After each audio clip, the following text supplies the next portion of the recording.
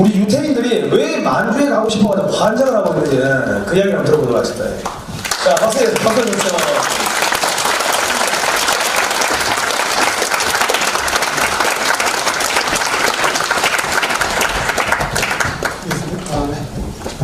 네, 안녕하십니까.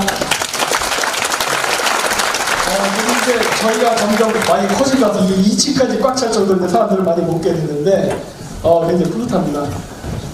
저희는 이제 점점 글로벌 디펜스가 돼가는 것 같습니다. 저희 성상원 대표가 하고 있는 게 글로벌 디펜스 뉴스 아닙니까? 여태까지는 그냥 그 말로만 맨날 그 전방위적인 방어 이런 얘기를 했는데 이제는 진짜 말 그대로 돼가는 것 같습니다. 또 우리 인도 교수님도 오시고 해서. 그래서 하지만 저의 그 전략은 항상 그렇지만 저는 방어하는 거 별로 안 좋아해요. 제가 얘기했지 않습니까? 제가 원래 살던 지역이 초원 지역이라서 그 최선의 방어는요 선빵입니다. 저희 방어하는 거 별로 안 좋아해요. 그냥 가서 상대방 도망치는 거니까.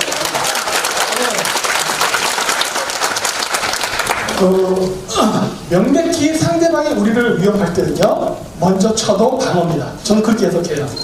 상대방이 실제 방어하는 거를 방어로 생각하지 않아요. 저는 상대방이 위협을 해도 나는 그걸 위협으로 생각하고 치는 게 저는 정당방위라고 생각해요. 미국 애들은 이런 생각하지요. 물론 우리나라 법에서 적용이 안 되지만은. 그래서 제가 지금 오늘 할 주제는 만주에 대한 문제를 합니다. 유태인도 조금 나오긴 하는데 모든 거는 제가 여기서 이 이야기할 때 어떤 사람들은 그래요. 야, 김종인 박사 뭐 특정 종교를 어쩌저한데 저는 늘 얘기하면 저 기독교신자 아닙니다. 응? 상관없어요. 제가 지금 바라보는 건 무엇이냐? 모든 것은 재료화될 수 있고 국익에 이용이 돼서 유용하다면 다 쓸 수 있다예요. 뭐가 됐던 간에 그게 실화가 됐던 역사적 사실이 됐던 전설이 됐던 무엇이 중요하냐는 거예요. 중국 애들의 동북공정이 무슨 사실에 기반한 학문입니까 그게? 예? 일편적인 사실을 가지고 뻥튀기 해석해가지고 자국의 이익을 위하려고 하는 것이죠. 아마 중국인 입장에서는 충분히 그런 거 이해가 가요. 중국인이니까 당연히 중국을 위해서 그렇게 하겠죠.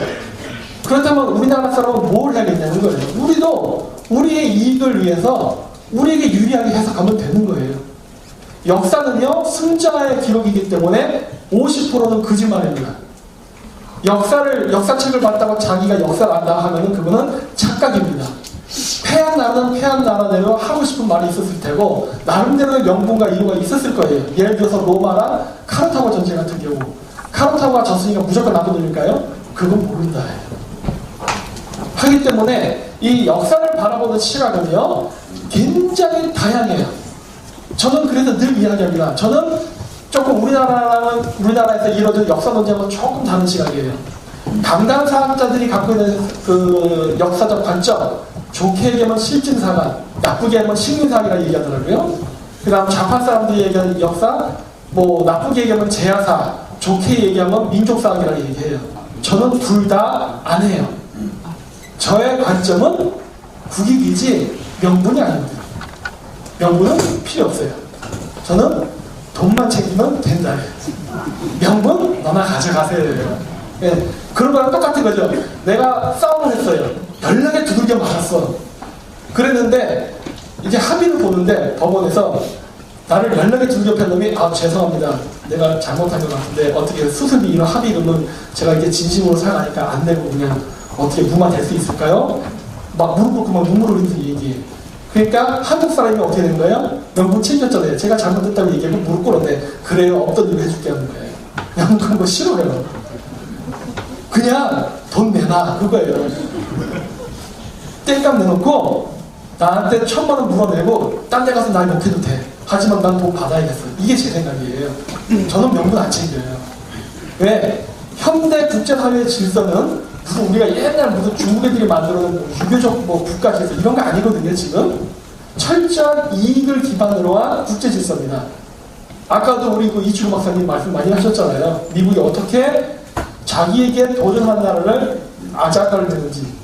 그거 왜 그러겠어요? 명분이 중요한 게 아니라 실질적인 이익이라니까요. 미국이 지금 세계 최고의 석유 매장량 국가, 생산량 국가가 돼도 남이 떡이 더 커 보이는 거예요. 사우디아라비아에서 이제 없어도 되지만 그래도 갑니다. 왜? 중국이 먹는 게 아까우니까. 미국 사람들 동그랗게 살이 쪄도 그래도 안 되는 거예요. 그래도 미국이 가져가야 되는 거예요. 그러면서 통제하려는 거예요. 이게 정상적인 국제 질서입니다. 여러분들이 그거를 선과 악의 관점에서 판단하고 뭘 하건 아무 상관없이 세상은 그렇게 흘러가요. 네? 여러분들이 이 세상을 선악으로 보려 하는 순간 손실을 보는 게 무진장 많습니다. 우리나라 사람들은 여기에 너무 익숙해져 있어요. 왜? 우리는 유교적 국가 이런 거 아주 그냥 머릿속에 박혀 있어서 어떤 명분이 어긋나면은 막 알레르기 반응을 보이고 막 뭔가 자기가 나쁜 짓을 해갖고 무슨 잘못됐다 생각하는데 뻔뻔함을 가져야 돼요. 그래야 살아남습니다. 응? 이 세상에 그 어떤 패권 국가가 점잖게 세상을 패권을 장악한 적이 있습니까? 피를 받고 전쟁을 받지. 늘 그래 왔어요. 그게 없었다는 거 거짓말하지 마십시오. 제가 고대사를 연구하지만 이 부분이 제가 우리나라 제야사학자와 큰 차이예요. 저도 유라시아에 거대한 유목민족 국가가 있었다는 거 인정합니다. 근데 그 나라는 한민족의 나라가 아니에요. 다민족 국가였지. 마치 지금의 미국처럼. 그리고 그 영토를 지배하기 위해서 잔인한 제도가 있었습니다. 일단 고조선 8조법에 사람을 죽인 자는 노예로 산다고 해서 노예 제도가 있었다고 딱 얘기하잖아요. 그게 만평기 홍익인가 하다고 배치되는 거 아닙니까? 왕이 죽으면 어떻게 되죠? 순장을 해버리죠? 아니 무슨 홍익인간한테 순장을 해. 그것도 몇천 명씩은 목을 잘라서. 그거 왜 그랬어요? 노예들이 필요 이상으로 개체수가 증가하게 되면은 국회 탈리했을 때 통제하기 어려우니까 어떻게 하는 거예요? 가장 똑똑한 노예부터 죽이죠. 왜? 선동할까봐. 명분은 뭐예요? 종교적으로 천국에 보내줄게. 뭐는 죽으면 뭐 가는 건 가는 거니까 왕이 죽어서 천국을 갈 때 너도 같이 보좌를 해서 간다면 쉽게 천국 가서 이 현세상의 고통을 끝낼 수 있다. 이러면서 제거하는 거예요. 이게 현실적인 순장의 의미죠. 그렇지만 우리가 배울 때에는 항상 홍익인간 이런 얘기를 배우죠. 원래 정치인들은 말을 아름답게 해야 되는 거예요. 그렇죠? 행동을 봐야죠. 제가 이 얘기를 하는 이유는 뭐냐?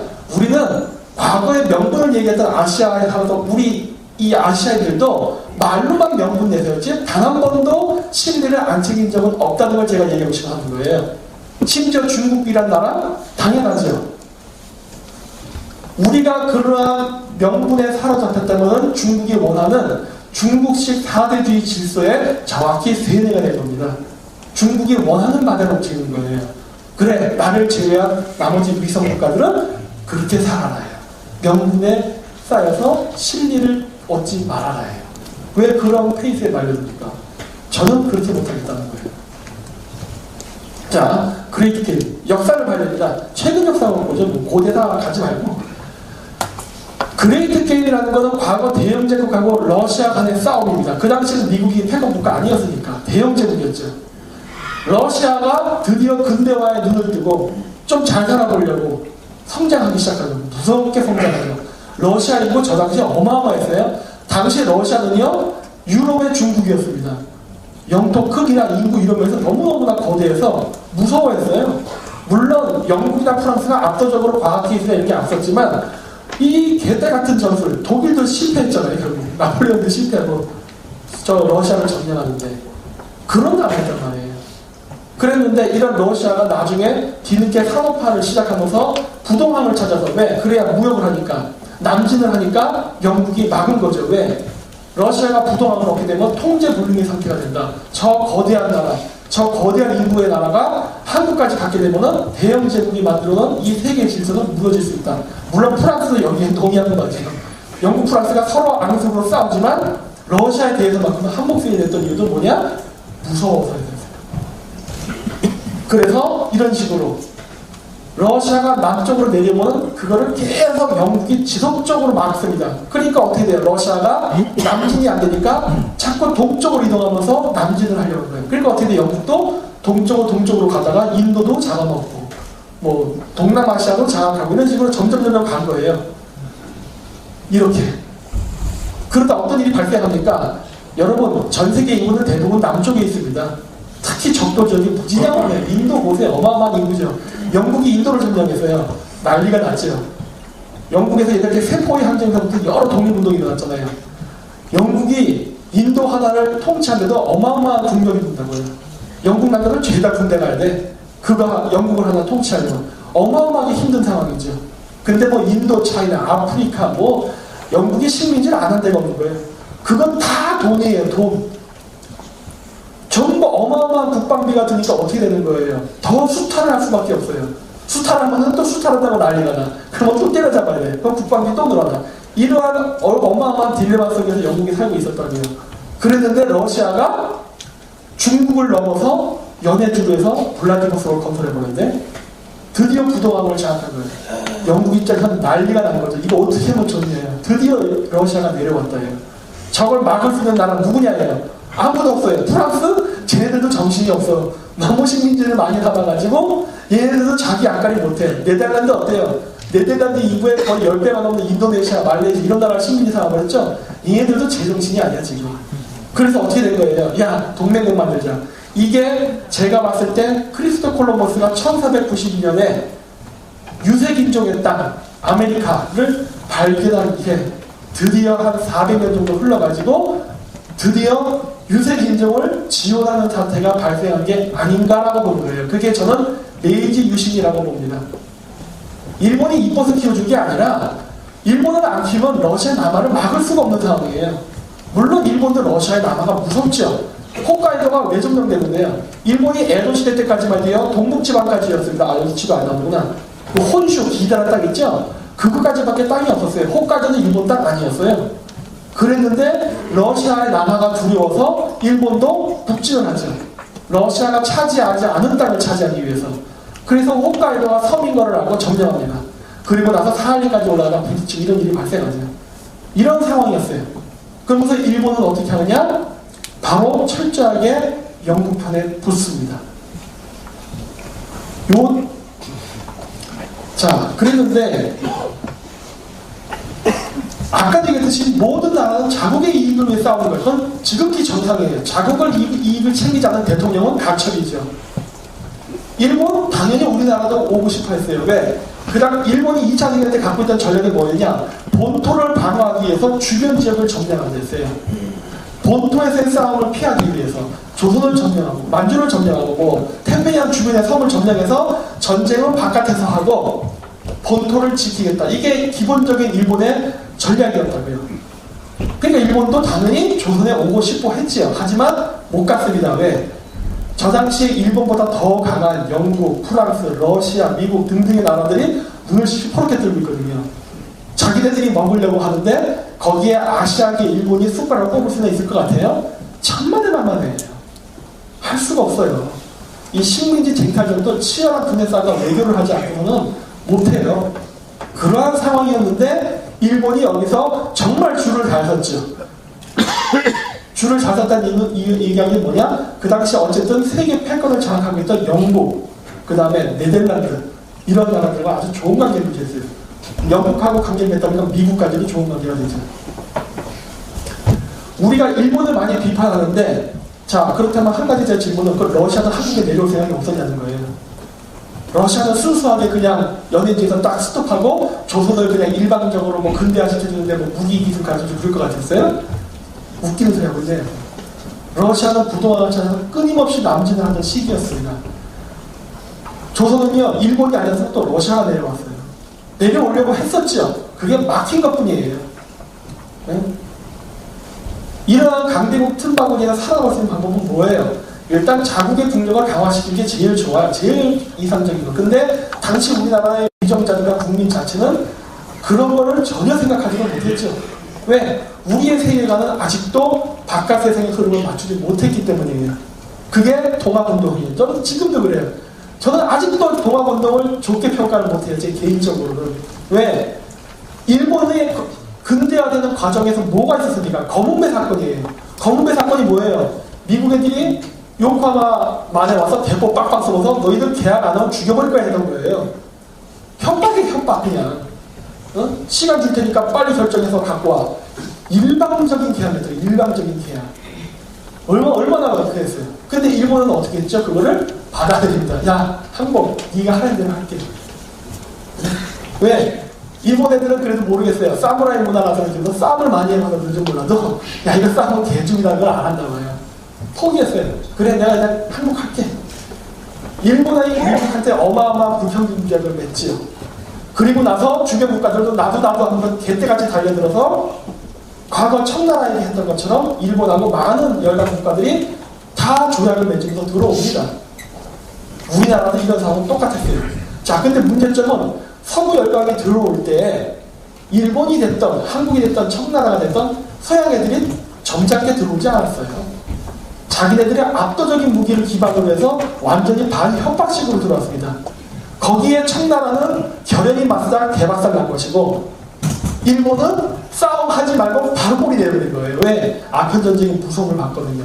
아니 그 무시무시한 당시 세계 최강이라 생각했던 청나라가 뭐 영국한테 일방적으로 다 깨져버린 거예요. 그걸 보고 일본은 쇼크를 먹어버린 거예요. 야, 저 야만족 새끼들 응? 생각 같아서 죽이고 싶은데 내가 죽일 수 없구나. 그럼 어떻게 되죠? 일단 한 발 물러서자 했어요. 일본은. 우리는 어떻게 했죠? 우리는 신미양요와 병인양요라는 대첩을 이루죠. 응? 미국 프랑스가 몇십 명 죽이고 우리 몇백 명 죽었죠? 그래서 우리 승리라고 자축을 하죠. 이게 왜 승리입니까? 패배지. 걔들이 때리다 지쳐서 가버린 거 아니에요. 응? 그때 우리가 빨리 정신을 차렸다면 우리의 역사는 조금 바뀌었을 수도 있어요. 와, 서양 애들 싸워보니까 우리가 물론 인해전술을 이기긴 이겼지만 무기가 장난이 아니다. 이거 이대로 갔다가 우리 진다. 어떻게든 저 나라랑 어떻게 조약을 잘 맺어서 어쨌든 우리가 이겼으니까 이긴 건 이긴 거니까 외교적으로 분위기를 좋게 그림을 만들어서 빨리 친교 맺고 무기 기술 배워야지. 이렇게만 갔었으면 우리 살았어요. 근데 우리는 어땠죠? 척하게 세우고 오랑캐 물리쳤다. 우리가 잘났다. 이러고 있었단 말이에요. 이러다 어떻게 된 거예요? 일본한테 먹혔잖아요. 결국은. 우리나라의 위정자들서부터 해서 국민들까지 단 한 명도 바깥 세상에 대한 냉정한 판단을 못했던 게 어떻게 보면 우리나라 식민지가 되는데 큰 영향을 끼친 겁니다. 예? 러일 전쟁이 패하고 나서 이거 잘못했네요. 동학운동이 일어나고 나서 청일전쟁이 일어나죠. 청일전쟁에서 지지요. 그래서 신호선택기 표현했죠.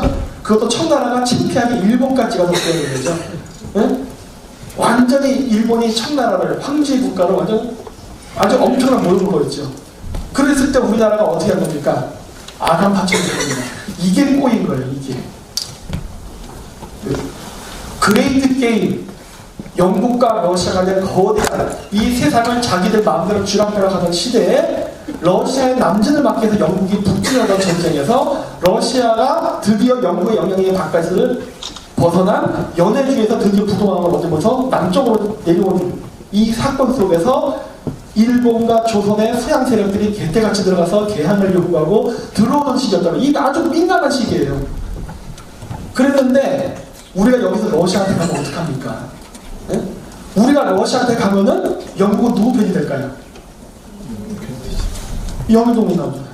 그 다음에 영일동맹이에요. 영일동맹 맺고 뭐 합니까 얘네들이? 그 다음 일어난 사건이 뭔지 아십니까? 영일동맹 맺고 러일 전쟁입니다. 제가 얘기했죠? 극동지방에 서양 애들이 온 이유는 딱 하나야. 러시아를 저지하잖아. 근데 우리가 줄 잘못 썼죠. 그리고 결과는 식민지고 바로 영일동맹을 맺어요. 일본 눈치 빨랐죠. 나에게 기회가 드디어 오는구나. 그 이 당시에 일본이 아직도 강한 나라가 아니었어요. 약했어요. 아직도 근대화가 덜 됐고 아직도 뭐 유럽에서는 아시아에서는 그래도 좀 골목대장은 됐지만 여전히 다른 서구 열강에 비해서는 약한 나라였다고. 아직 근대화가 덜 됐고 그랬는데 영국의 전폭적인 지지를 받죠. 러일 전쟁 때 러시아 함대가 극동지방까지 올 때 영국 애들이 저질 석탄 갖다 주고 일부러 식중독 걸리고 나쁜 물을 갖다 주고 온갖 방해물질 다 펼치고 그리고 일본군에게 최신식 영국 전함을 팔아버리고 너 이거 하고 싸우고 이런 짓 하고 그리고 또 뭐합니까? 영국 첩보부대랑 그 다음에 일본의 첩보부대 아카시모토지로 제가 늘 얘기하는 사람 러시아 볼셰비키 혁명을 일으켜버리고 러시아 함대가 극동에 왔는데 제적 러시아 혁명이 일어나버렸는데 패닉 상태에 빠졌죠.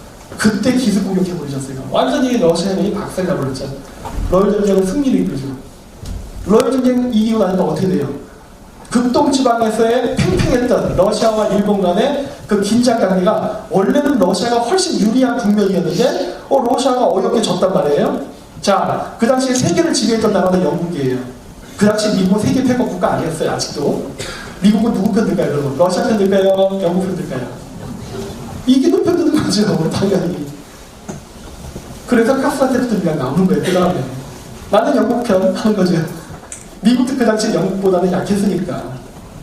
국제질서라는 이런 거예요, 이런 거. 우리나라는 그런 얘기를 합니다. 미국이 한국을 배신하고 카스트라테프트 밀약을 맺고 우리를 일본에게 넘겼다. 글쎄요 하는 거죠. 국제질서 속에 의리가 어디 있습니까? 물론 의리를 지켜야 될 때가 있죠. 한미동맹 이런 것들 의리 지켜야 돼요. 왜? 죽기 싫으면 지켜야죠. 네? 그런데 지금 이 국제질서 속에서 조선이 어디에 붙어야 할까 하는 거는 세계 지도만 펼쳐놓고 봐도 답이 다 나오는데 우리는 어디로 붙은 거예요? 러시아에 붙어버렸다고. 러시아는 대놓고 남진 정책을 하겠다고 얘기하는데 왜 러시아에 붙습니까? 예? 영국은 우리나라를 식민지를 삼을 수 있을 만큼 군사력이 부족했다니까요. 저 당시에 해가 지지 않는 나라를 건설하고 나서 해가 지지 않는 나라를 지키기 위해서 어마어마한 군사를 쓰던 시절이었단 말이에요. 그렇기 때문에 우리는 영국 식민지 안 당하고 오히려 영국의 무기, 시장, 교류 이런 걸 통해서 근대화 국가도 할 수 있는 기회가 있었죠. 그거 우리가 스스로 발로 쳐버렸죠. 안 한다고. 아간파천 하나 날라간 거죠. 지금도 마찬가지예요. 이렇게 되는 거예요. 역사에 만약이라는 건 존재하지 않지만 우리가 그 당시 영국하고 한편이었으면요 사할린 섬은 완전히 일본 땅이 됐을 수도 있어요. 그리고 만주랑 보내준 누구 땅이 됐을까 하는 거예요. 이거 한국 땅 되는 거였어요. 당시 만주는 러시아가 내려와 있었습니다. 하얼빈 가면 러시아 정교 성당이 있어요. 그 광자 한복판에. 그걸 러시아인들 내려온 사람들이니까요. 러시아가 부동항을 찾기 위해서 남진 정책을 하면서 내려왔었어요. 그래서 만주도 점령했습니다. 러시아가. 저거를 러일 전쟁 때 뺏기면서 쭉 밀려나는 거예요. 당시 국제정세를 알았다면 우리나라의 위정자들이 우리는 어떻게 쓰면 되는 거예요? 일본의 해군과 조선의 육군을 이용해서 멀리 있는 영국의 군대와 그 다음 프랑스, 네덜란드 같은 군대들이 자금이라든가 무기 지원을 통해서 한국과 일본을 통해 러시아의 남하를 막는 정책을 실시했다면 우리는 어쩌면은 38선이 아니라 좀 더 위쪽에 거졌을 수도 있겠죠. 더 큰 나라가 됐을 수도 있고 아니야 식민지가 안 됐을 수도 있어요. 어쩌면은 역사에 만약이라는 건 없지만 국제정세를 잘 알아야 됩니다. 그리고 그렇게 됐다면 우리나라는 어마어마한 자금적 지원, 기술 지원을 받아서 일본에 못지않은 국가가 될 수도 있어요. 그 당시에. 근데 우리는 명분이 더 중요했죠. 자, 근데 정말 다행인 거는 일본이 한 가지 실수를 했습니다. 아까도 제가 얘기했죠? 일본을 키워준 이유는 딱 하나예요. 러시아에 대항하라예요.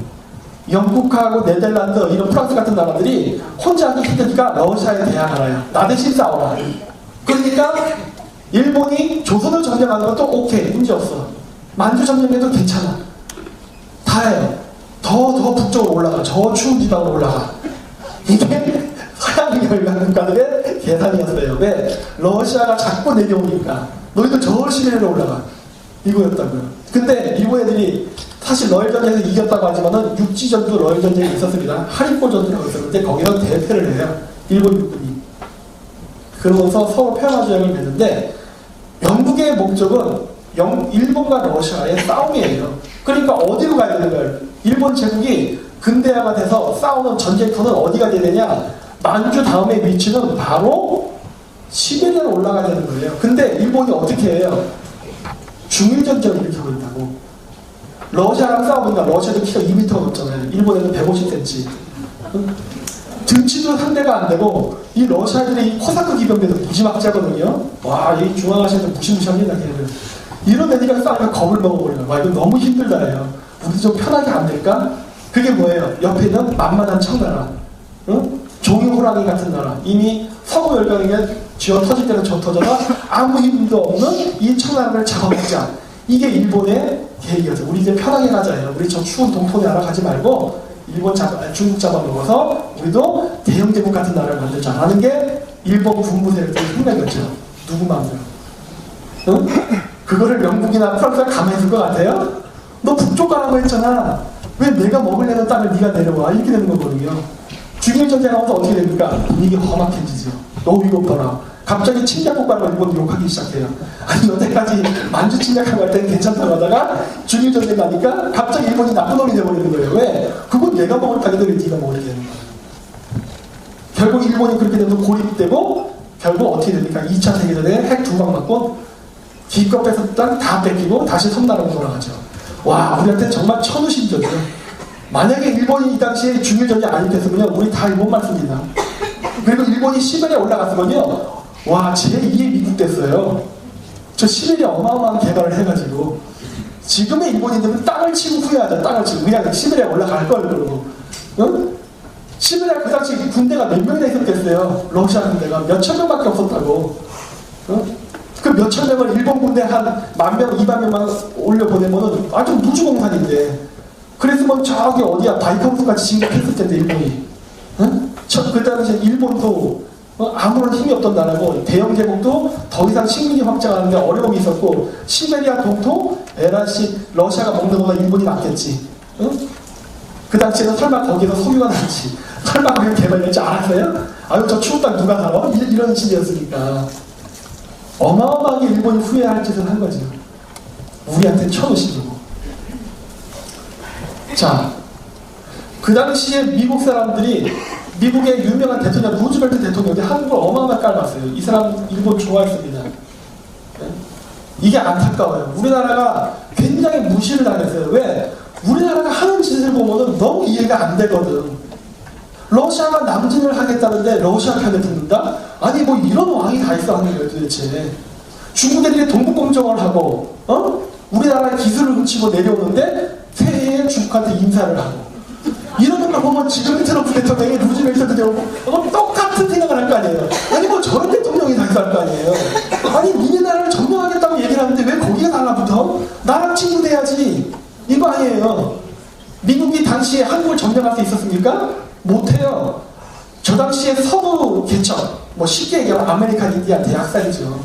정신없을 때예요. 아직 미국 서부 지방이 완전히 장악되지 않은 상황이라 미국은 미국 서부 지역을 이게 점령하느라 정신이 없을 때고 뭐 다 정신이 없을 때였어요. 그랬기 때문에 일본한테 기회를 준 거예요. 야, 네가 해라고. 일본이 그 기회를 어부지리로 받은 거였단 말이에요. 그랬기 때문에 당시 영국이 됐던 미국이 됐던 일본을 점령할 만큼의 힘은 없었어요. 그랬으니까 동맹국의 대우도 받은 거죠. 동양인이지만. 응? 흑인의 인권운동가. 응? 얘도 러일전에서 일본 제국의 승리를 백인에 대한 유색인주의 승리를 찬성을 못했다니까. 그 당시 정서가 졌어요. 그 당시 정서가. 우리 입장에서 일본한테 식민지한테 억울했죠? 그때 당시 서양인의 입장에서 너희들 왜 그래? 축복받았잖아. 이러는 거예요. 우리 독립운동 하겠다고 하는데 서양인들은 너희들은 운이 좋은 거야? 막 그러는 거예요. 사실 운이 좋죠? 저 당시에 아메리칸 인디아들 어떻게 됐습니까? 어? 서양인들 시각에서는 그게 문제 있어? 이러고 있어요. 왜 문제가 돼? 우리가 생각하는 정의와 저들이 생각하는 정의는 다르다니까요. 국제 질서의 그 상황과 분위기를 파악 못하면은 날아가는 거예요. 여러분 지금 아이ヌ족들 지금 어떻게 됐습니까? 독립 못했잖아요. 지금도 아이ヌ족들 차별받는다고 생각하는데 국제사회가 아이ヌ족을 동정합니까? 여러분 아이ヌ족이 있는 건 아세요? 혹시 홋카이도에? 관심도 없죠? 왜 일본 잘하는 나라잖아. 거기서 그냥 살지 왜? 응? 일반 사람들 그런 생각할 거 아니에요. 저 당시 서양 사람들이 조선을 보고 그런 생각했다니까. 야, 일본은 유일하게 아시아에서 근대에 성공한 나라 아니야. 그런 나라의 국민인데 왜 불만이야? 이런 얘기 했다니까. 그것도 인권운동가, 흑인. 응? 그래서 모범적인 사례라 그래가지고 일본까지 가가지고 그거 가서 막 창조연사하고 이랬단 말이에요. 그 당시 미국의 인권운동가 사람들이. 응? 우리나라 독립 못할 뻔했어요. 그래서. 근데 일본이 중일전쟁하는 말로 독립한 거예요. 물론 여기 중일전쟁뿐만이 아니죠. 외교를 잘했죠. 외교. 이승만 대통령이. 여러분들이 독립운동을 할 때 꼭 총칼만 들고 싸우는 게 독립운동인지 아시는데 아니에요. 외교 중요합니다. 푸르족 보세요. 푸르족 지금 독립 못하죠? 앞으로도 영원히 못할 겁니다. 저는 환호를 해요. 왜? 푸르족 중에 외교하는 사람이 없어요. 맨날 총 들고 싸우겠다는지만 해. 그거 아무나 할 수 있는 거야. 뭐 아무나 하는 건 아니지만은 이 총 들고 싸우는 것도 중요하지만은 이 세상의 질서를 움직이는 쥐락펴락하는 이 엘리트들을 설득할 수 있는 사람이 있어야 돼요. 설득이 안 되면 그 나라 독립이 안 돼. 우리는 그거를 설득할 수 있는 사람이 있었던 거예요. 근데 우리 그걸 뭐라고 얘기하죠? 독립자금 받아갖고 백악관에서 백인여들하고 술 처먹고 놀았다 이렇게 얘기하죠. 미쳐버리는 거야 진짜 그런 걸 보면. 로비하는 건 줄 모르는 거예요. 우리나라 사람들이 로비를 몰라. 그럼 여러분들 사장님들이 회사 운영할 때 조립라에서 조립해야 되니까? 그런 사고방식으로 우리나라 독립운동을 바라본다는 거예요. 그 월급 줄이면 뭐 해야 돼요 사장은? 골프 쳐야 되니까 밖에 나가서 골프 치는 게 노는 거예요? 그거 일하는 거예요. 응? 우리나라 역사를 그따위 식으로 해석한다고 지금. 자, 일본 유태인 동조론. 일본 애들이 여러 가지를 동원을 합니다. 일본 애들은 세계사를요 옛날 때부터 정말 공부를 많이 했어요. 일본 애들이 일본 유태인 동조론을 이용합니다. 일본 유태인 동조론 쉽게 얘기하면 그거예요. 유태인하고 일본인은 조상이 같다. 여러분들 들으면 황당하시죠? 저도 황당하다고 생각해요. 하지만 오랜 연구를 통해서 연결고리가 있다는 건 알고 있습니다. 아주 희미한 선이지만 연결은 돼 있어요.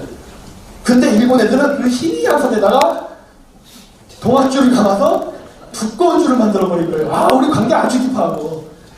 왜 이런 짓을 했느냐 하는 거예요. 그 당시에 세계의 금융을 여전히 유태인이 장악하고 있었어요. 돈이 필요해서 전쟁할 때 돈. 특히 미국에 있는 유태인들 어마어마한 재력을 갖고 있다는 거예요. 돈이 필요했어요. 전쟁할 때. 러시아를 제거하기 위해서. 중국하고 싸우기 위해서 돈이 필요했는데 그 돈을 줄 나라가 없어요. 왜? 영국이 됐던 프랑스 같은 다 식민지 개척하는 나라였단 말이에요. 다 서로 잡아먹으려고 그래, 약소국들을. 그런 나라한테 돈 빌려주세요. 돈 빌려주겠어요? 아니, 저기 내가 점령할 땅인데 내 돈 빌려가서 내가 식민지 삼을 내는 땅을 점령하려 한다? 당연히 돈 안 빌려주죠. 불가능한 거죠. 그래서 얘들이 착안했던 게 일본 유태인 동조론이에요. 일본 유태인 동조론은요, 일본인이 만든 게 아니에요. 스코틀랜드계 영국인이 만든 겁니다. 뭐 정확히 따지면 유태인이에요. 네. 니콜라스 맥클레온이라는 사람. 이 사람이 만들었는데 이 사람이 일본에 와서 무역을 하면서 보니까 일본인들의 풍습이 유태인하고 비슷하네 했던 거예요. 왜? 본인이 유태인이니까. 그러면서 일본 유태인 동조론이라는 이야기를 했는데 그 당시에 한국 유태인 동조론도 이 사람이 같이 얘기했어요. 단 우리나라에서 한국 유태인 동조론은 사장돼서 사라졌습니다. 물론 일본 일제식민지 시대 때 일본인들이 의도적으로 없앤 것도 있고 또 우리나라에서 나중에 보던 반유대인 정서 우리나라도 많잖아요. 좌파들 중에 반유대인 정서 얘기하는 게 되게 많아요. 삭제가 됐어요. 일본인들은 그거를 잡았어요. 왜? 일본인들은 군사개발을 위해서 영국하고 네덜란드 필요하다. 미국하고 동맹 맺을 필요 있다. 자금 필요하다. 이 모든 걸 동원해서 우리가 객관적이고 합리적으로 판단할 수 있는 어떤 국가의 간의 외교, 그 다음에 기술 개발 이런 것뿐만 아니라 일반 민간인들의 감성을 건드리는 부분까지 다 한 거예요. 아주 치밀했죠 일본 애들 진짜. 왜? 일본 유태인 동조를 이야기하면 어떤 일이 있었냐면 당시에 이제 2차 세계대전 끝나고 이스라엘 독립하는 그런 이야기가 있지만은 당시에 영국, 그 당시 영국의 세계 패권국가 있으니까 영국 내에서도 이스라엘을 지지하는 정치인들이 많이 있었거든요. 그리고 낭만적인 생각을 갖고 있는 사람들이 많았어요. 영국의 그 엘리트 층 중에는 이스라엘을 다시 구하라고 어쩌고저쩌고 이렇게 하는 것이 좋은 것이다 이런 식으로. 바로 그러한 유럽인들의 정서를 일본인들이 잡은 거예요. 그래서 일본 유태인 동조론을 이용한 겁니다.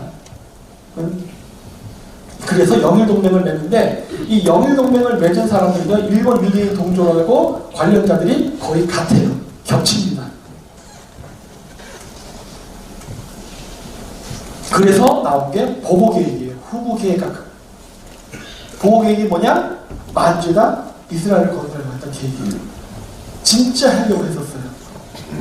실패했죠. 왜? 일본이 중일전쟁에 일으켜서 실패했어요.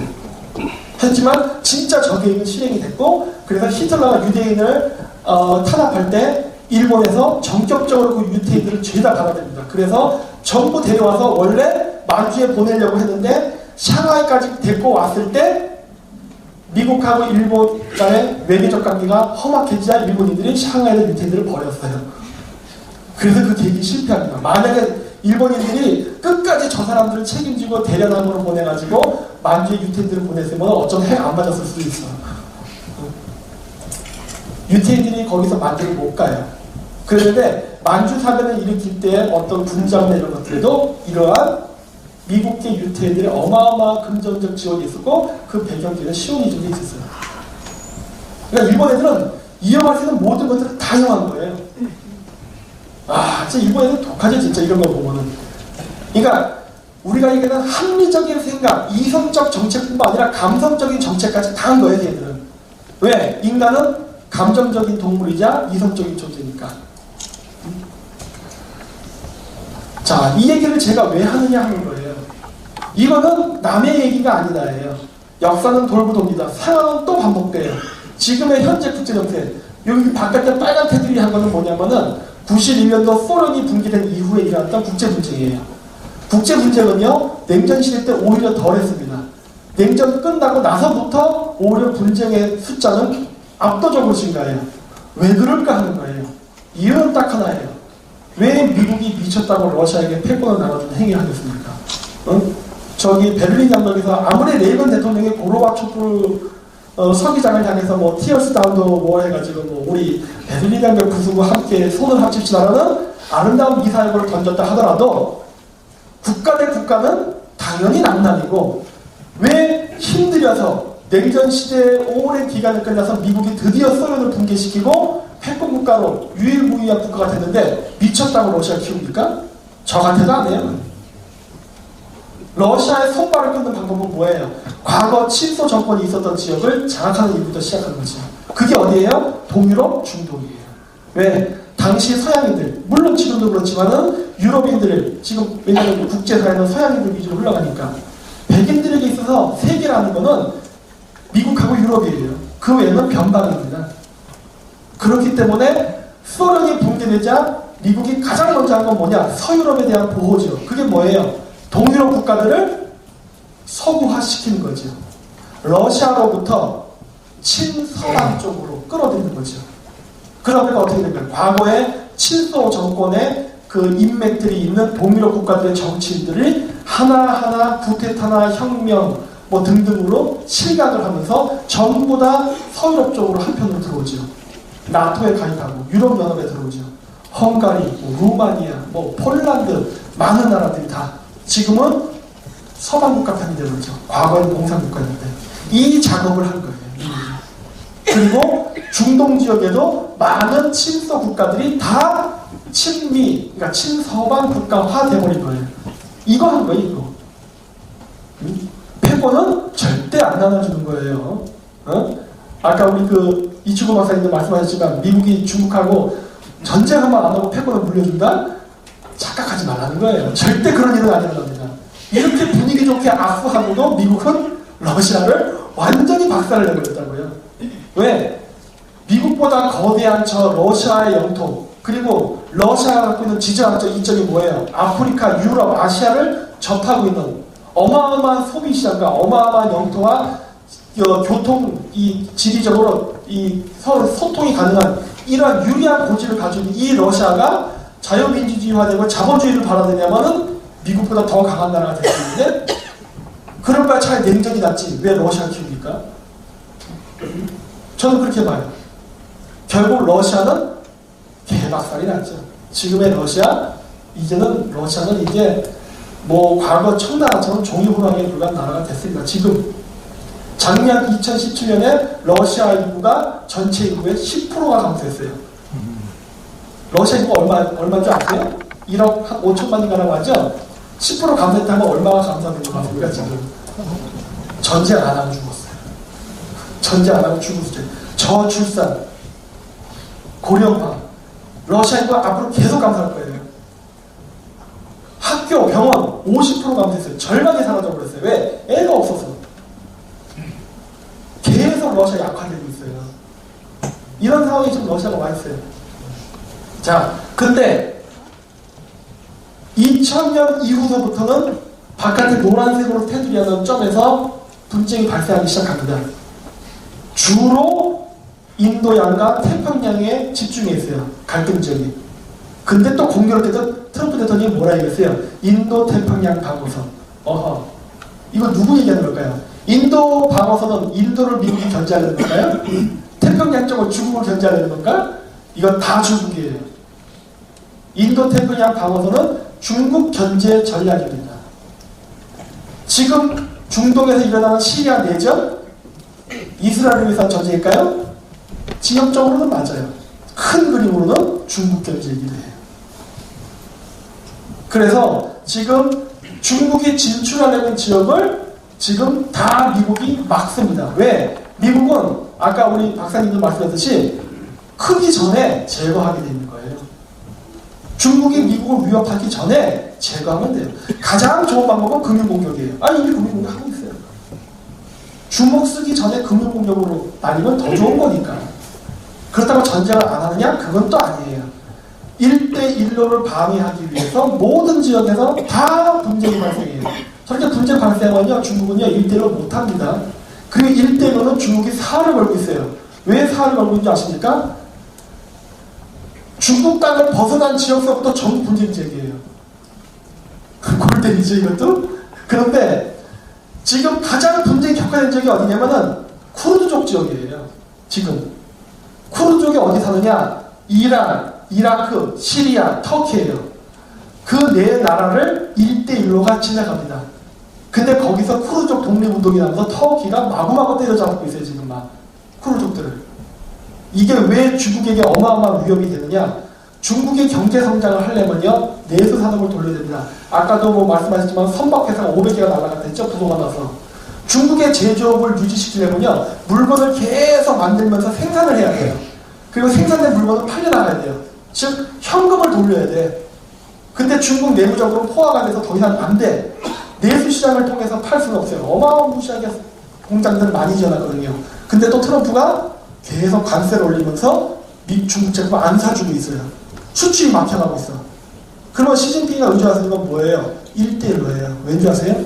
1대1로 건설해야 저기다 중국 애들 인부도 파견하고 중국산 세멘트 저기다 팔고 중국산 철강 뭐 등등등 하면서 어떻게든 돈을 불리기 위해서 어떤 사업을 벌일 수 있단 말이에요. 근데 문제는 뭐예요? 저기서 전쟁이 나버리게 되면 그거 못하잖아요. 중국 한 방에 날아가요. 1대1로 실패하는 순간 중국은 망하는 거예요. 근데 공교롭게도 저기서 막 전쟁이 나고 있는데 막 시진핑이가 막 땀을 흘릴 수밖에 없는 거예요. 지금 이 상황에서. 중국 때릴 필요 없으니까요. 사람들은 막 생각해요. 미국하고 중국이 싸우면 어떻게 되나? 뭐, 미국이 뭐 중국을 상륙하고 막 그러나? 그럴 필요 없으니까요. 아니, 중동에서 분쟁 나면 끝나요, 그냥. 중동에서 분쟁 나니까 시리아 내전이 나니까 중국 애들이 1,500명 군대 파게 됐잖아요. 정규군을. 왜? 남해인이 아니거든, 이게. 100km의 구간에 고속철도를 깐다. 우리가 정상적으로 계산기를 두들겼을 때 예를 들어 100만 위안이라는 가격이 나왔다 쳐요. 100km의 철도를 깠는데 거기가 분쟁 지역화 되면 건설 가격이 얼마나 될까요? 여러분들 거기 가서 일하신대요? 천만 원 주고 싶습니까? 일당 10만 원이 어떻게 될까요?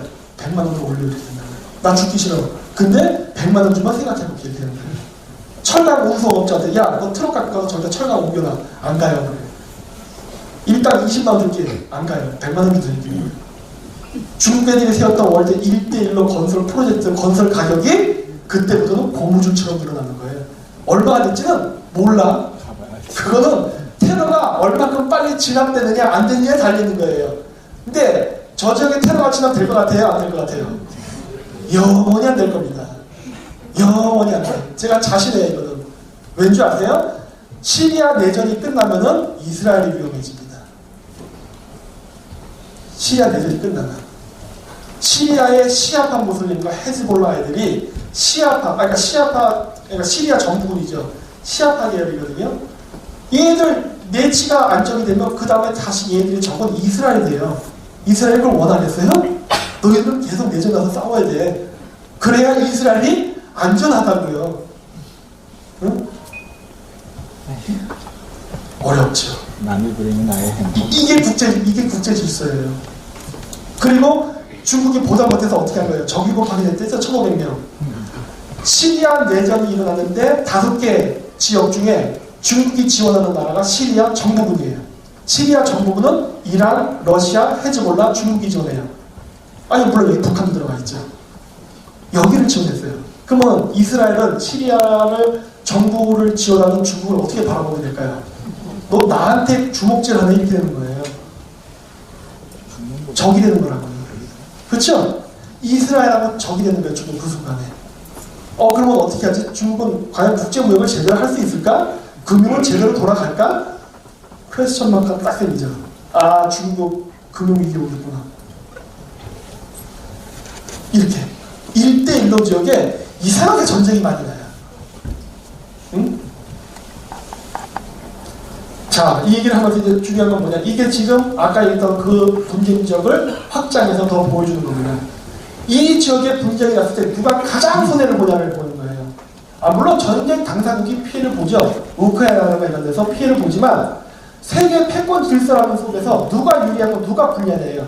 러시아도 크게 손해보는 건 없어요. 제일 손해 많이 본 나라는 중국이에요. 이거 돈 문제에서부터 해서 이권 관계가 한두 건이 걸린 게 아니거든. 응? 중국은요 지금 어마어마한 재정 적자가 나고 있어요. 왜? 돈이 술술 빠져나가요. 아까 고속철도 사업이 있었다 그랬죠? 그 어마어마한 철도 유지비 누가 다 줄까? 중국 정부가 해야 돼요. 거기 돈 내야지. 1대1로 사업하는데 지금 막 분쟁 지역 나고 건설비 올라가지. 그 다음에 또 우리나라나 이런 데 보면 친중 경제인 정치인들 또 섭섭지 않게 챙겨줘야지. 아프리카에도 돈 챙겨주는 나라들 많죠? 이거 다 주고 나면 돈이 언제 나와? 언제 중국은 자국경제 개발하죠? 이게 중국의 딜레마예요. 지금 어마어마한 소비가 돈이 지금 지출이 되는데 버는 건 없어 또. 그리고 또 하나 미국이 절대 중국을 못 이기는 것 중에 하나가 뭐냐면은 돈줄입니다. 돈줄. 미국의 어마어마한 군사력의 원천은요 바로 세계 주요 항구를 장악하고 있다는 무역 항로, 그 다음 기축통화, 그리고 원자재 시장을 장악하고 있어요. 모든 게 원자재 시장이 러시아가 석유가 나도요 결국은 미국 애들이 장악하고 있는 선물 시장에 와서 거래를 해야 돼요. 푸틴도 이란도 마찬가지예요. 그 원자재 거래 시장을 벗어나서 거래를 할 수가 없어요. 시스템적으로 그게 안 돼 있어. 거기서 나오는 엄청난 수수료가 미국은 가만히만 있어서 자기 손에 따박따박 들어도 고정 수입이에요. 그 고정 수입이 지금의 어마어마한 미국의 군사력을 유지하는 근간이 된다고요. 중국 애들은 어때요? 한국과 똑같이 수출 주도는 국가죠. 수출을 통해서 번 수입을 갖고 국방비에 투여하잖아요. 수출이 막히면 중국의 국방비는 당연히 허물어집니다. 이게 미국과 중국의 크나큰 차이거든요. 보세요. 지금의 국제 정세가 과거 영국과 러시아가 했던 그레이트 게임과 똑같은 지도를 그리고 있습니다. 그렇죠? 이렇게 똑같은 상황이 벌어져요. 역사에 만약은 없다고 얘기했는데 그 만약에 지금 돌아왔어요. 지금 어떻게 해야 되는 거예요? 한 번도 기회가 없나요? 과거에는 제정 러시아의 남진이었지만은 지금은 중국의 남진입니다.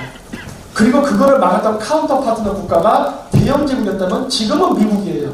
그럼 우리는 어디에 붙어야 될까 하는 거예요. 역사에 만약이 없다고 했는데 만약에 되더라면 우리가 어떻게 해야 될까 하는 거예요. 똑같은 역사 반복하면 안 되죠. 그럼 이번에는 러시아가 아니네. 그러면 러시아의 역할을 하고 있는 중국은 아니다라는 답이 나오는 거예요. 미국이에요. 네? 근데 자꾸 중앙미국 철수시키자는 얘기를 하지 않나? 우리나라 핵심 기술들 자꾸 팔아먹지 않나? 내국 짓 하고 있죠. 우리나라 민주인사들이. 민주인사들이 이런 짓 하면 되는 겁니까? 인권을 위해서 우리나라의 국익을 손실시키는 해도 되는 거예요? 그게 정당화 됩니까? 5.18 유공자는 우리나라 삼성 반도체 기술 중국에 팔아먹어도 애국자 되는 거예요? 예? 뭐 과거 독립운동 했다 쳐요. 그래. 그럼 독립유공자 후손이 지금 우리나라를 옥죄하고 있는 중국에게 우리나라 과학기술을 팔아먹고 우리나라의 산업시설을 전부 중국에 매도하는 것은 정당화 되냐는 거예요. 내가 과거에 독립운동가의 후손이었으니까 이러면 되냐는 거예요. 택도 생각이 안 하는 거예요. 내가 왕년이라는 이게 왜 합니까? 외국인 정당가에 그 다음에 지방분권화 이거 하면 차이나타운이 될 텐데 지금 우리나라 지방도 인구 감소하고 있죠. 고령화되면서 전라도 쪽에 충청도 쪽에 거기에 중국 애들 좀 개떼같이 몰려가고 있죠. 3년 지나면 지방의회, 지방의원 선거권 주죠. 그러면 지방분권에 되면 걔네들이 몰려가가지고 지금 할아버지 할머니 다 돌아가신 다음에 중국 애들이 가서 야 우리 독립하자 민주주의 투표 이렇게 하면 어떻게 되는 거예요? 그게 민주주의입니까 그게? 그게 민주주의냐고. 이거 하자고 지금 하고 있죠? 제정신이라는 거예요 지금. 나는 5.18 유공자고 나는 독립 유공자 후손이니까 저희들의 권리가 있는 겁니까? 응? 언제까지 과거 팔아먹으면서 이따위 짓 하겠냐는 거예요 지금. 이건 매국 행위예요. 늘 제가 얘기하지만 과거의 친일이 매국의 행위였다면 오늘날의 친중은 매국 행위입니다. 똑같은 행위예요. 중국은 대놓고 독립공격하고 이제는 백제사도 중국이 역사하는 거잖아요. 전라도 땅 중국 땅이라고 얘기하고 있는 거예요. 근데 왜 전라도를 기반으로 민주당은 지금 여기에 대해서 단 한마디의 이의도 제한하지 않는 거예요. 그래서 미제국주의 침략을 얘기해요. 미국이 언제 땅 달라는 적이 있었어요? 그리고 미국 애들이 언제 자기 역사책에다가 한 번 더 미국 땅이라고 한 적이 있습니까? 무슨 소리 하는 거예요 도대체? 이 논리도 안 맞는 이런 거짓말. 여긴 왜 넘어갑니까 도대체? 우리나라 국민들은. 중국은 대놓고 하고 있잖아요 지금. 그리고 사드 보복 아까 얘기 나왔죠. 롯데백화점 부수고 사드 이런 걸로 부당한 유혹을 할 때도 WTO에서 분명히 우리나라가 이길 수 있다고 얘기를 했는데 우리 스스로 포기하죠. 근데 미국이 한다고 하니까 제소하겠대요. 불평등한 무역에 당당히 맞서겠대요. 아이고 눈물 나냐. 네. 왜 이렇게 중국한테 약할까? 미국이 중국보다 100배 강한데 이게 진짜 얻어 터져버리지 않아서 이게 해설하는 거예요. 미국도 중국도 꼼짝 못하네 지금 미국한테. 아니 이렇게 개념 없냐는 거예요. 진짜 동학운동의 후손이 맞는 것 같아. 이런 걸 보면 진짜 동학정신 개선한 거 맞는 것 같아요. 국제정세를 보래. 국제정세 좀. 바깥 세상 자기들끼리 으쌰으쌰하면서 옆에 동지들이 미국 나쁜 놈에 그래 너도 나도 우리 전 국민 민심은 천심이니까 하늘도 미국을 싫어하네. 이런 개소리 하지 말고 좀 신문 좀 보라는 거예요. 이 국내 신문 말고 해외 신문. 국내 신문 말고 왜 이렇게 안 보냐는 거예요 도대체. 이렇게 까먹는다는 거예요. 이렇게 바깥 세상을 모르고. 우리나라 동학분들이 옛날 때 어떻게 했습니까? 부적된 거 양재물 마시고 여기다 부적 쓰고 전진하고는 총알 안 맞는다고 이거 진짜 전진했잖아요. 효과 있었어요? 없죠? 갑옷을 만들고 총포를 만드는 거예요. 그게 정상이에요. 왜 이런 생각을 왜 안 하지 자꾸 우리나라 사람들? 이유는 많아요. 미제국주의가 어쩌고 뭐 서양의 침략에 맞서서. 그래서 저도 그 말해요. 그래 네 말 다 맞다. 근데 문제는 걔네들이 키를 쥐고 있어. 그럼 당신 어떻게 할까요? 배워야지. 일본 애들처럼. 저기 부글부글 끓죠? 참을 줄 알아야지. 그 정도도 못 참아? 제가 중국을 비난하지만 중국에게서 많이 배웁니다. 물론 지금의 시진핑한테 배우는 건 하나도 없어요. 과거 등소평한테 많이 배우지. 등소평은 무시무시한 사람이었어요. 등소평이 10년만 더 살았으면 중국 역사가 바뀌었을 수도 있어. 참 잘 죽었어요. 우리나라를 위해서. 네. 제가 중국에서 좋아하는 속담이 있어요. 그게 뭐냐면, 찐즈 빠오처 10년 보완이란 말이에요. 제가 중국에서 조금 합니다. 그게 뭐냐면은, 군자가 복수를 하는데 10년을 기다리면 늦지 않다. 우리나라 사람 참성이 없어요. 그래서, 시간이 빨리 나갈게요. 자. 젊은 사람들은 내가 이걸 항상 꼭 보여줘요. 뭐냐? 이 세상 인류 역사는 단 한 번도 패권 국가나 제국주의 국가가 없었던 적이 없다예요. 앞으로도 있을 거예요. 우리는 그런 세상 속에 사는 거예요. 정치에서 성과 없어요. 이긴 놈이 선이에요.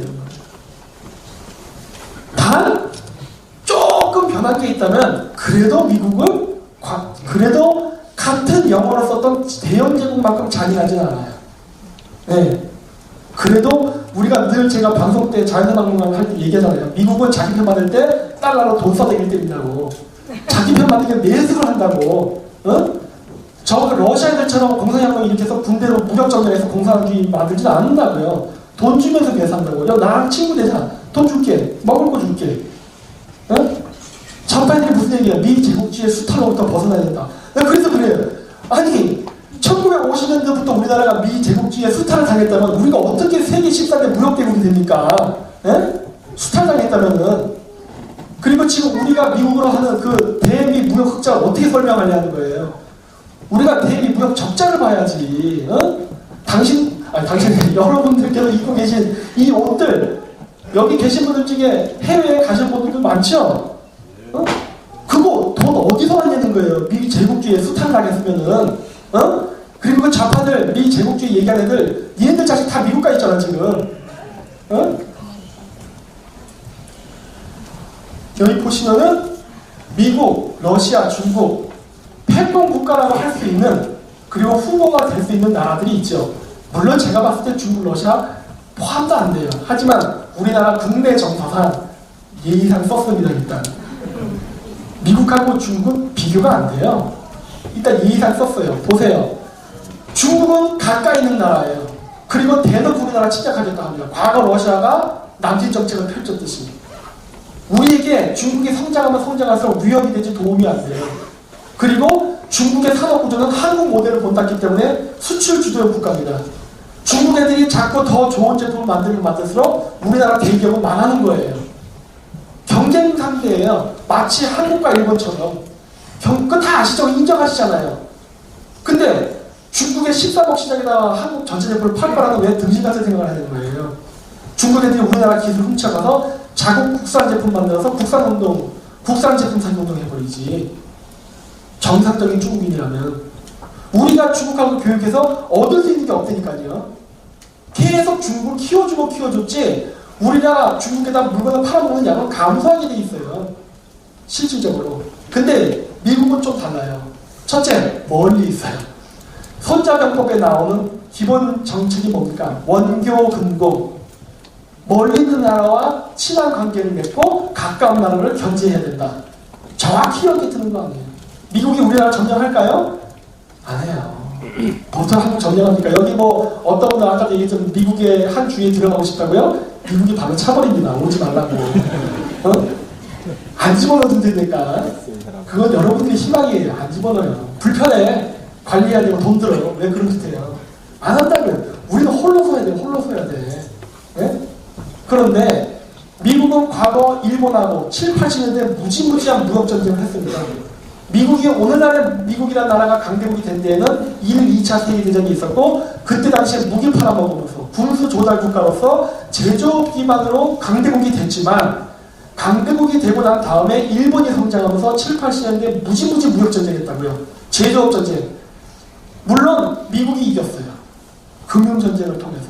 하지만 미국의 제조업은 일본한테 졌습니다. 제네럴 일렉트로닉스, GM, 포드 이런 애들 자동차, 그다음 전자제품 거의 안 만들잖아요. 여러분들 그런 거 물건 삽니까? 옛날 때 미제란 말이 있었어요. 요즘 미제 사시는 분 누가 계세요? 별로 없어요. 물론 일본이 지기는 졌지만 미국의 제조업은 붕괴시켜버렸어요. 미국의 오늘날 제조업 기반은요, 금융산업하고 군산복합체, 무기 만드는 산업입니다. 이 두 개예요. 나머지는요, GM에다가 포드 같은 것도 물론 자동차를 만들긴 만들지만 금융업 중심으로 더 해요. 일본이 우리한테 해준 좋은 것 중에 하나는 요 하나죠. 미국이 일본이랑 무역전쟁하면서 어떻게 한 거예요? 일본 제품을 이기기 위해서 미국이 한국을 하청해서 써먹지요. 한국에서 중간 제품 만들어서 자꾸 제품 단가를 낮추기 위해서. 우리는 미일 무역전쟁을 통해서 잘 배워갖고 지금의 삼성과 현대가 생긴 거예요. 어부지리. 강대국 사이에 꼈다고 해서 망하는 거 아닙니다. 모든 건 전략전술의 차이예요.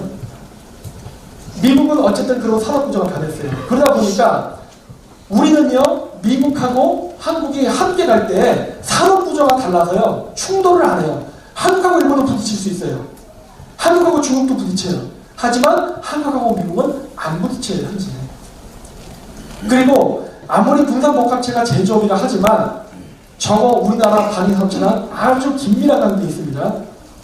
우리나라가 이거 힘들 때 안 만들면 미국 F-21만 안 떠요. 우리가 운전대 만듭니다. 응? 우리도 만드는 거 많아요. 상호 의존 관계예요. 제조업이긴 하지만 공생 관계가 가능하다고요. 미국하고 붙어야 우리는 더 많은 부분을 팔아먹을 수 있어요. 트럼프 대통령이 지금 당장 제조업 육성한다고 해서 컴퓨터를 만들겠어요? 자동차를 만들겠어요? 갑자기 생산 캐파 늘려내고 사람 고용해가 하는데 속도가 떨어지죠. 장기적으로 할 수는 있지만 단기적으로는 못해요. 이럴 때 우리가 침미했던 어마어마한 핸드폰과 자동차 팔아먹었겠죠. 철강, 알루미늄 이거 다 팔아먹었을 텐데 자, 늘 얘기하잖아요. 우리가 반중 침리만 하면은 미국이 원하는 얘기잖아요. 어마어마한 이득을 얻을 수 있다. 예를 들어서 철강 1톤 한국이 1000만 원에 팔고 중국 애들이 700만 원에 판다. 미국 애들에게 한국 제품 사게 하고 싶어. 어떻게 하면 됩니까? 간단한 방법. 뭐 턴질기에서 이런 말 하지 마세요. 그런 말 하면 안 됩니다. 시간 걸리는 일 하지. 당장 한국 제품 더 빨리 팔게 할 수 있는 방법. 관세 인상이에요. 한 방에 끝나는 거예요. 한 방에. 중국 제품 1,400만 원, 한국 제품 1,000만 원. 누구 사겠어요? 한국 제품 하죠. 중국이 장악하고 있는 미국의 철강 시장 우리가 다 잡아먹을 수 있죠. 근데 단 미국도 공짜로 안 해주죠. 내가 왜 한국을 위해서 그 짓을 해야 돼? 딱 그러죠. 이 세상에 공짜가 올 거예요. 그럼 우리는 어떻게 해야 돼요? 우리도 그건 협상해야 되는 거예요. 야, 주한미군비 다 대줄게.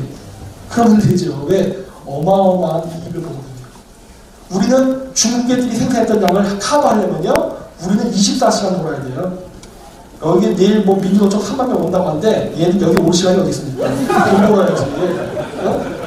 열심히 돈 벌어야지. 연봉이 1억이 더 늘 수 있는 상황인데 데모할 때 시간이 어디 있어요? 병신짓 해갖고 지금 데모하고 있는 거 아니에요 지금. 일자리를 뺏기지 않게 해달라. 아니 뭐 이런 놈이다 이거 하는 거예요 이제. 아니 방법이 있는데 이게 친미 하나 함으로해서 얻을 수 있는 게 무시하다. 이번에 트럼프가 또 뭐 몇백 개 또 뭐 관세에 또 올리는 것도 사인해버렸죠? 우리가 친미면요 그게 다 돈으로 돌아옵니다. 왜? 한국 제품 관세 안 올리면 됩니다. 그리고 제가 자꾸 왜 주한미군 주둔들이 자꾸 대란하는 줄 아세요? 미국의 분산 복합체에 묶이면요 미국이 그 돈을 못 뺍니다. 왜? 우리가 돈은 대주고 있잖아요. 근데 한국 제품이야 사지마 이런 수가 우리 어떻게 돼요? 그럼 네가 분산비 부담해. 이렇게 되는 거거든. 묶어버려 해야지 거기다가. 그래야 대기업들이 안정적인 고정 수익을 가져갈 수 있게 기회를 주잖아요. 그래야 연구개발이 일어나는 거니까. 그러니까 이런 그 외교 정책을 안 해. 아까 얘기했죠? 우리나라가 독립한 거는 단순히 항일 무장주장만 해서 된 게 아니라 이승만 대통령이 외교를 잘해서 했다고. 여러분 우리나라가 무역국가 되는데 연락에 그 생산을 해서 조립만 한다고 잘 된 줄 아십니까? 외교예요. 네? 외교 한마디면은 일자리가 수천 개가 오르락내리락해요 그냥. 지금은 내리막이죠. 왜? 말 잘못해도. 이거 말만 잘하면 올라가는데 지금도 늦진 않았는데 응? 미국이 아직 본격적인 제재를 안 했기 때문에 지금에도 늦지 않았는데 아직도 개념을 못 잡고 자꾸 헛소리한다? 정말 곤란해지죠. 미국의 정책은 거대한 유조선과 같아서 방향을 틀었다고 해서 한 방에 틀어지는 게 아닙니다. 근데 일단 한 번 틀고 나면 다시 돌리기가 어려워요. 그렇기 때문에 아직 방향 안 바뀌었을 때 빨리 개념 잡으라는 거예요. 빨리. 응? 그래서 한 번 더 주변에서 통일을 원하는 나라는 사실은 미국밖에 없습니다. 왜 미국인 줄 아세요? 그거는 미국이 세계 유일의 패권국가이기 때문이에요. 그리고 소련이 붕괴했을 때 이미 동유럽 정리가 끝났고 중동 정리가 끝났기 때문에 이제 동북아시아 온 거예요. 동북아시아 정리하러 온 거예요. 동북아시아 정리하러 왔는데 남북을 왜 분단시켜 놓습니까? 세력 팽창해야지. 그 세력 팽창이 뭐예요? 누구 편 들겠어? 한국 편 들지요. 당연히 남북 간 전쟁 나면은. 물론 그게 원칙인데 지금은 조금 변하고 있지만은 어쨌든 간에 당연히 한국을 중심으로 해서 통일을 시키는 게 미국이 국익에 도움이 되는 거죠. 예? 동남아시아 일대 국가들도 다 친중국가 만드는 거고 베트남도 미국이랑 싸웠다 하더라도 베트남의 친중 명세를 이용해서 미국하고 한편 되는 거고 이렇게 가는 거예요. 필리핀 두테르테 말 안 듣다가 요즘 몇 번 총알이 왔다 갔다 하는 정신 차려가지고 지금 바로 미국으로 바뀌었죠? 이게 얼마나 아름다운 정신이에요. 그 정도까지 가기 전에 좀 알아서 하면 안 돼? 이거예요 진짜. 왜 이렇게 개념 없어? 우리 저절로 얻어먹는 거 많습니다. 제가 왜 이 이야기하냐? 미국은요 일본을 안 키워요 지금. 미국이 일본 안 키우는 이유는 두렵기 때문인데 일본 사람들 천재예요. 똑똑합니다. 미국이 동북아시아 지역을 영향 끼치려면 육해 공군 중에 해군을 키워야만 되는 거예요. 그래야 우리 여러분 요즘 최근에 좋은 배 많이 구경하셨죠? 칼빈스부터 우리 모르던 것들 많이 봤잖아요. 최신 무기들. 이렇게 들락날락 그거 다 해군이에요. 일본이 중국하기 위해서 키워주는 미국이 아직도 기다려 있잖아요. 아직도 기다려 있잖아요. 이거 진짜 우리나라가 이렇게 기업방법 이렇게 만들었어요. 진짜로. 우리나라가 일본에 우리나라 지금 아구창이 몇번 나갔다고. 진짜 우리 진짜 안 만드는 것 뿐이에요. 아이고 진짜 죽이고 싶은데도 이러면 안 되지 않죠. 틀린 것 뿐이야. 개념을 잘 잡아야 해요. 그냥 욕을 안 됩니다. 왠지 아세요? 미국이 한반도 통일을 원하지만 가장 우리가 중요해요. 중국과 하지 않은 남미를 괜찮다는 거예요. 왜? 미국은 지금 북한을 보는 게 아니라 중국을 보는 건데 우리야 지금 개발을 많이 지지만 미국은 큰 힘이 되는 때문에 일단 제2의 전적은 중국이라고 해요. 배신하지 마십시오. 도금이라고 자꾸 제가 얘기해요. 저 인터넷 가면 유튜브로 공지하고 보세요. 도금을 보세요. 배신하면 죽습니다. 늘 얘기하죠. 우리나라 좌파들도 다 알죠? 냉전 시대 때 체제 경쟁 속에서 미국 애들이 우리나라를 전략적으로 줬다. 저도 동의합니다. 그 아는 것들이 왜 반대하냐는 거예요. 그거 알면서 미국이 한국의 동맹국이 아니라 한국 키워줄까요? 그런 의무가 없어요. 왜 적을 키웁니까? 네? 이제 좀 배가 좀 불만하니까 이제 정신 좀 한다 이거죠? 국제법을 어길 수 있어요. 미국이라는 나라는. 아시죠? 국제법을 어긴다는 게 우리 확 어긴다는 게 아니라 교묘하게 다 마사지 들어가지 않습니까? 그거 다 하고 싶어요? 러시아 저 강대한 자급자족이 가능한 러시아조차도 마치랐는데 한국처럼 식량자부터 모든 걸 의존하는 나라가 살아남을 거라 생각하세요? 우리나라는요 지금 매우 지정적으로 유리한 조건에 있습니다. 다 얘기 못하면 꺼먹고 얘기해야 되는 게 있기 때문에 우리나라가요 지금 여기 노란색 저기 왼쪽 오른쪽에 치는데 중국애들이 얘기하는 1대1입니다. 저희 1대1로 한반도 통과하지 않아요. 왜? 한반도를 영원히 남북 분단시키려고. 북한을 민주주의 국가, 자유민주주의 국가와 적하는 방파제로 써버려요. 아무리 경제가 진상을 때려도 때려 죽이고 싶어도 안 죽입니다. 북한이 붕괴되면 중국이 골치 아프기 때문에 순망치한이에요. 그리고 러시아는 지금 중국을 통과하지 않는 시리아 철도를 개발하려고 해요. 러시아도 중국 싫어해요. 철퇴한다고요. 그런데 문제는 뭐예요? 북한 횡단을 해야 되는 전제 조건이 있어요. 미쳤습니까? 저게 가능한 거라고 보세요? 제가 자연사 방문에서 얘기 많이 했죠? 중앙아시아에서 대통령들 막 심장마비로 막 돌아가신 얘기도 많이 했죠? 심장 튼튼하면 하세요. 안 돼.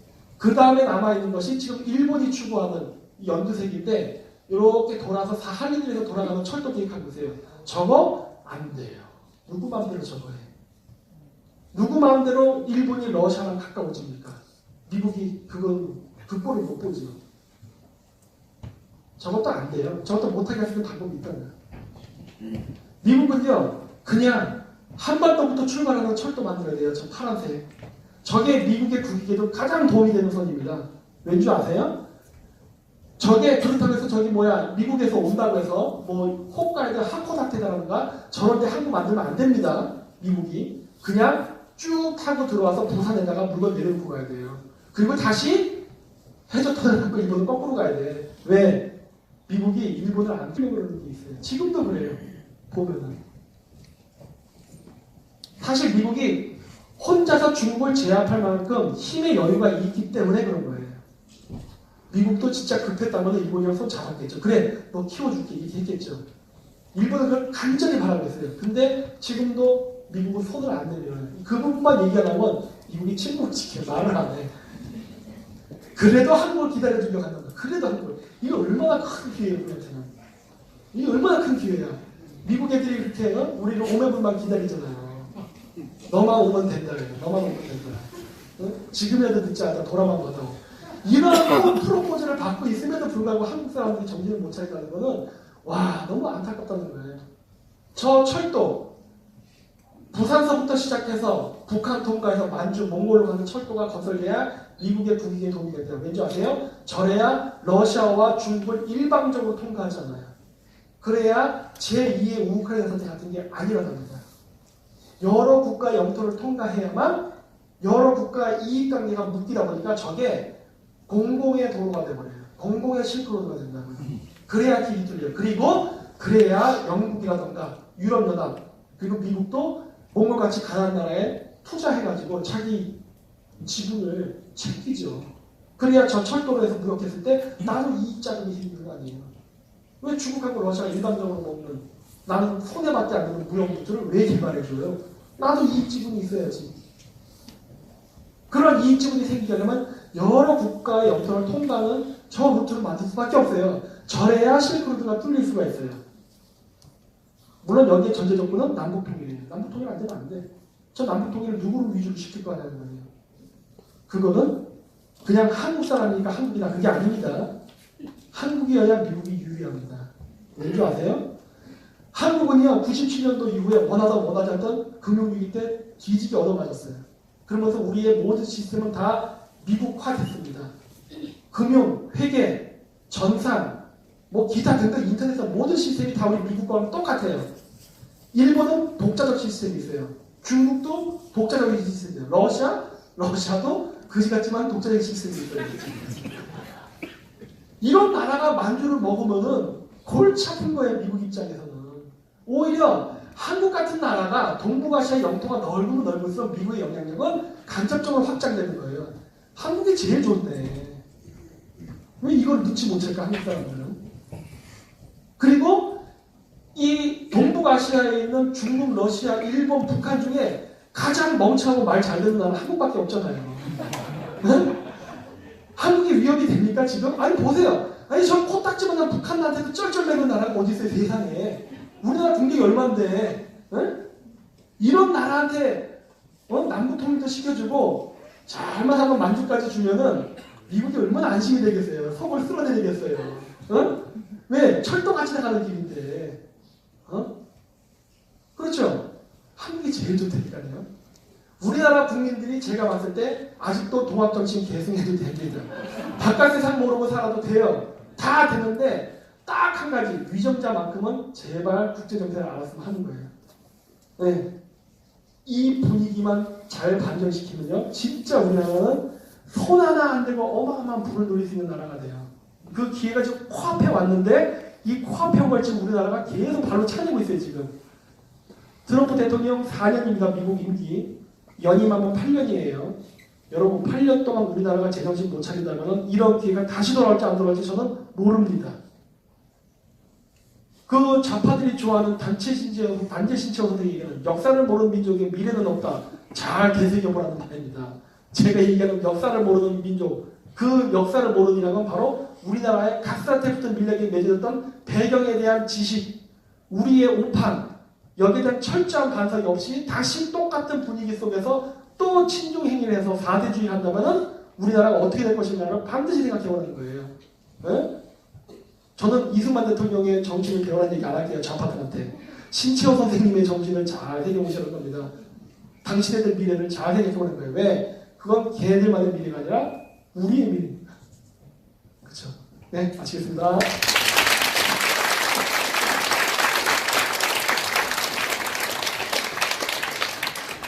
자, 우리 여기 오늘 이 자리 아직 끝난 거 아니에요. 끝난 거 아니고 자, 이 자리 또 후원해 주신 분들도 많이 오시고 했는데 여러분 오늘 10만 원씩 내고 오신 게 우리 후원해 주는 겁니다.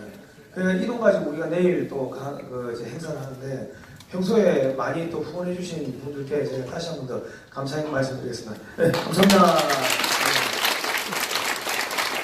요즘 저희 방송 못하게 하려고 온갖 회의, 협박, 온갖 게 많이 들어오는데 그래서 저희가 항상 하는 게 아니라 금이빨 빼고 다 씹어먹어줄게 항상 그 이야기를 하고 있습니다. 예. 자, 그러면 우리 여기서 잠깐 10분만 쉬었다가 10분만 쉬었다가 50분에 다시 돌아오겠습니다. 예. 자, 10분만 쉴게요. 자, 방송은 다 꺼주시죠 이제. 이제부터는 방송 끄고 이야기할 겁니다. 예. 방송은 다 꺼주시죠. 10분만 쉬었다 오겠습니다. 50분까지 오겠죠. 50분까지.